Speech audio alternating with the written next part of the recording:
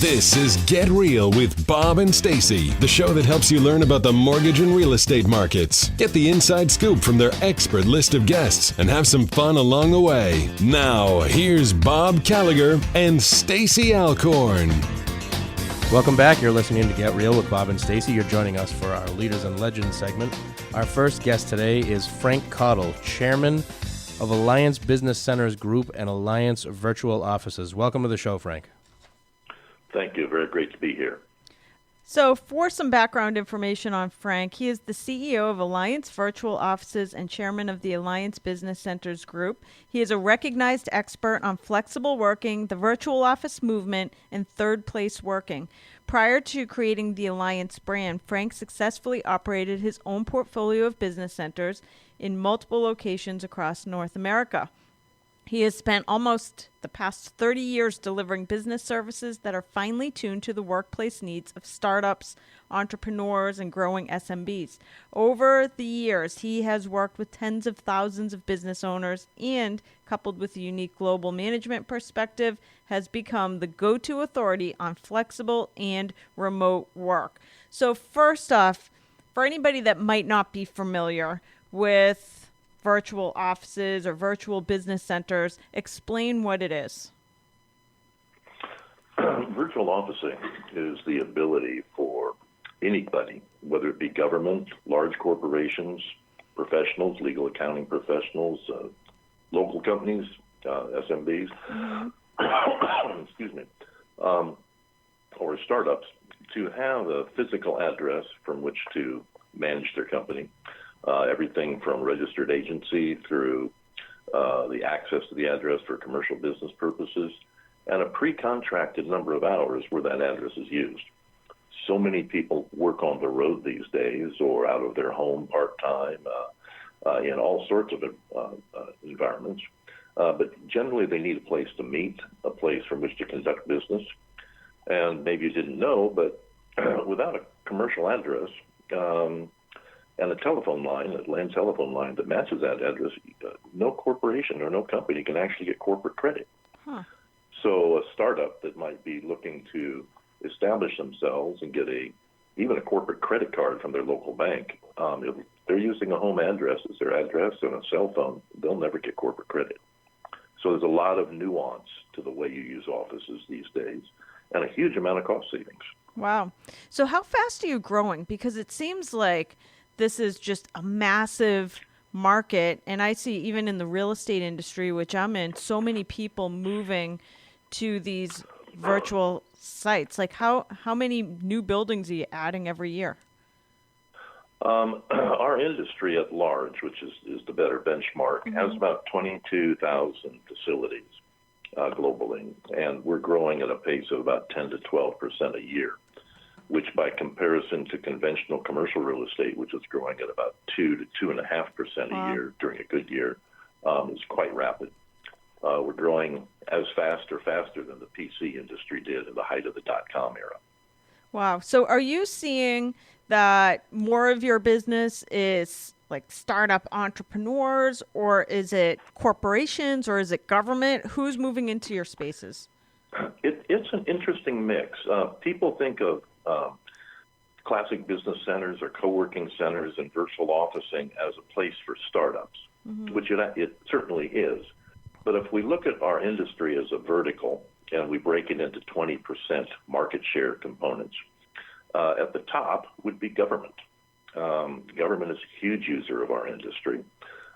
Next under that would be the Global Fortune 1000, or really all listed companies, you could say, another 20%.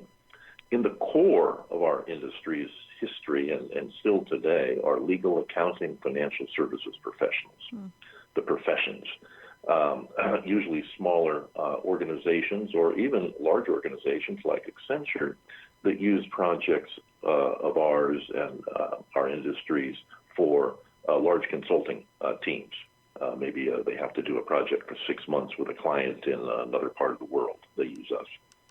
Underneath that would be local companies, small to medium-sized business organizations, and they would be A lot of media companies, mid-sized, smaller tech companies, branch offices of sales and distribution companies, and the bottom 20% is startups. So it's a very full market mix that uses our industry at large and virtual officing very specifically. So what do you think the biggest reason is some of these sectors are moving to virtual offices? Is it because they're not tied to a long-term lease? Is it because they want to be able to up and move to new areas? Why are people moving in? Three specific reasons, I would say. First and foremost, flexibility. In today's world, if you can tell me what's going to happen in the next 3 years, I want you to handle my stock portfolio. No one knows what's going to go on. Right. And especially if you look at your company, if you're a larger company and you're looking at a global marketplace, there's a lot of political uncertainty in certain markets. There's outright fear in some markets. Things like Brexit are very challenging to companies as they try and establish themselves across Europe and the UK. So flexibility is key there. Wouldn't you rather have a 1-year lease that you knew could automatically renew than a 10 or 15-year lease that you had to renew? That has a lot of impact on balance sheets as well. The second reason would be just downright savings. It's cheaper. There's a tremendous savings when you're sharing assets. And I'll use a good example. If you're a mid-sized company, let's say a 5-employee or 5 to 10 employee company, you probably have an office somewhere. That office probably has a nice reception room area, a receptionist or a admin sitting in that front area, a conference room. The average conference room is only used 8 hours a week. How many reception areas have you walked into and you're the only person there for a while? Right. How busy is that receptionist or admin sitting there? So when all those things are shared in a common facility, the savings add up tremendously. And our industry combines people, place, and technology into a single bundled product that we deliver with a highly flexible service agreement. And that equates not just to flexibility, but to a substantial amount of savings. The last thing really would be contracting. If we were to look at the annual report of any Fortune 100 company 5 years ago, we would have probably seen a statement that said something to the effect that we have 350,000 employees worldwide. Today you would see that same statement, but instead it would say something like, we have a workforce of 350,000. And that subtle difference in their statement would equate to about 20 to 30% of those previous employees are now contractors. They live where they live, they work where they work, and they're contracted to the company. And that huge flow from contracting, which has been not forced, but has been developed through technology and the mobility factor in officing, is a huge driver for our industry right now. IDC estimates that by the end of this year, there will be 1.6 billion mobile workers worldwide. Wow. That's almost a third of the current generational workforce. So those are massive drivers, and they're brought on by economic change. Such interesting things right now. Immigration is a big topic worldwide, certainly in this country and in Europe. Well, I just had a resume presented to me from a young gentleman from Asia this morning. It looked very, very good. His credentials were excellent. He doesn't have to move to the U.S. to get his job. We can hire him exactly where he's sitting in Bangalore, which is in India. We can hire him there. We can put him in a virtual office there.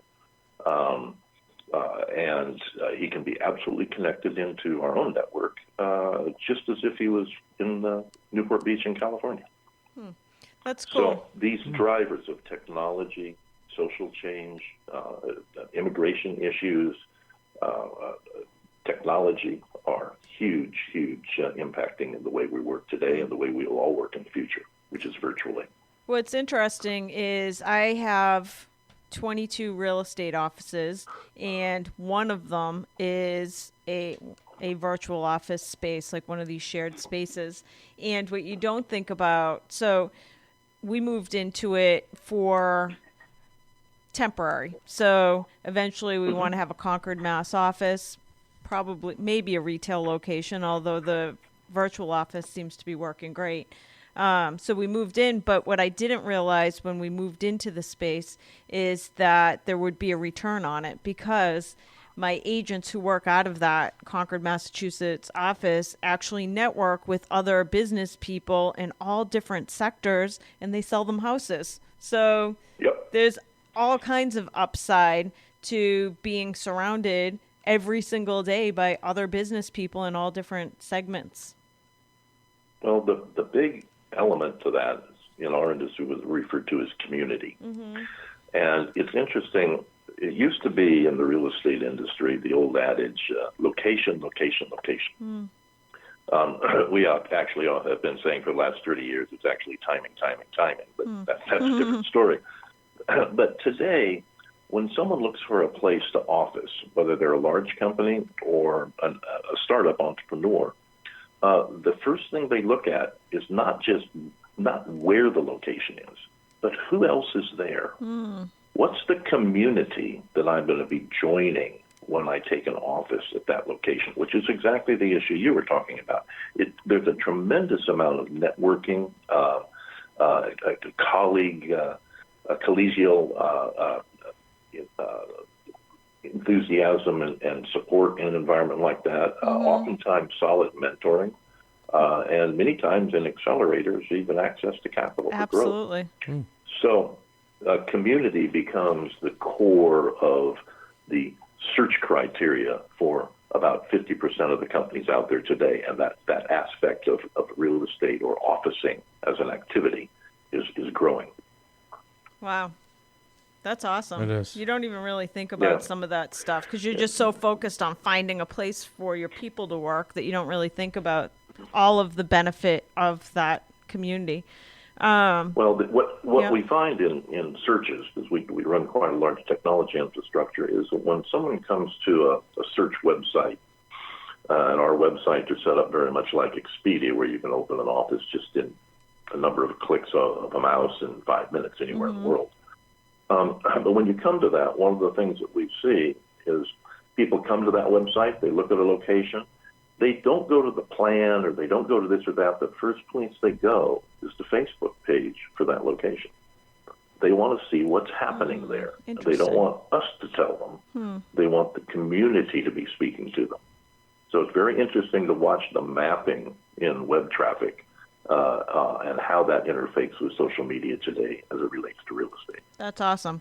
So you just said that somebody can come onto your website and basically start an office right now. How do they do that? It's very simple. You've all booked an airline ticket or a hotel room through Expedia or directly through another travel site, right? Yep. You go on, you say, hey, I need a hotel in New York City. I need it on these dates and for this time. And I like 4-star hotels. That's my budget market. So our sites do exactly the same thing. We have what we call a rule of 10. You can open an office in 10 countries, in 10 cities, in 10 minutes. Wow. So it's very easy. So people go on, identify a location and a facility that suits their requirements, look at the plans offered, just like you'd look at the room rates offered in a hotel, the plans offered by that facility, click on it.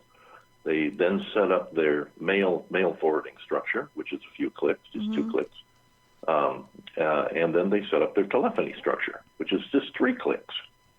So it's very simple. After about 7 or 8 clicks, you can have completely established an office anywhere in the world. And then everything is paid via credit card or ACH. So automatic payments, automatic rollover, automatic renewal, 10 offices, 10 cities, 10 minutes. So awesome. What is the website? AllianceVirtualOffices.com. AllianceVirtualOffices.com. Do you have something like, say that I want to have a permanent or semi-permanent office, but also I travel a lot? Do you have options where somebody can pop into one and to rent out a conference room for 2 days or 2 hours even in another country? Yes. We have two programs. We have one program internally called Alliance Access, which allows our permanent clients to rove around between centers as our guest for up to 8 hours a month. Wow. And we also then have meeting and conference room reservation and booking system that works exactly the same way, again, as a hotel would. I need a conference room in London. I need it for 2 days. I need one to seat 8 people. I want it in the city of London, the financial district of London. I want a boardroom-style meeting. I want this AV. We're going to serve lunch. I want lunch served. 3 vegetarian meals and 2 vegan meals, differentiating them. And all of that set up automatically on the web and then serviced upon the client's arrival. Wow. That's impressive. So you cover everything. You cover everything. Yep. We'll even want to know, we have a concierge level service, and our team will reach back once a reservation is made, verify menus, verify the differences between such things as vegetarian and vegan and Hindu versus Asian, verify the AV equipment required and the type of computer the person's using, so the right cabling or connections will be prepared. It's a very high level personalized service, kind of like you used to get in the old days when you had a really great personal travel agent. Right. We have had a lot of experience with the travel industry from another company that we owned, and so we really pride ourselves in that high quality concierge level service, not just an automated service. Excellent. That's awesome. Well, our time is about up. And who knew in 15 minutes I was going to become a global real estate company with 10 offices in 10 new countries. That's amazing. So this is Frank Cottle. And for anybody listening interested in checking out these amazing virtual office programs, you can go to AllianceVirtualOffices.com. Thank you so much for joining us today, Frank. Thanks, Frank. My pleasure. We're going to take a quick commercial break. We'll be back with more Get Real after this.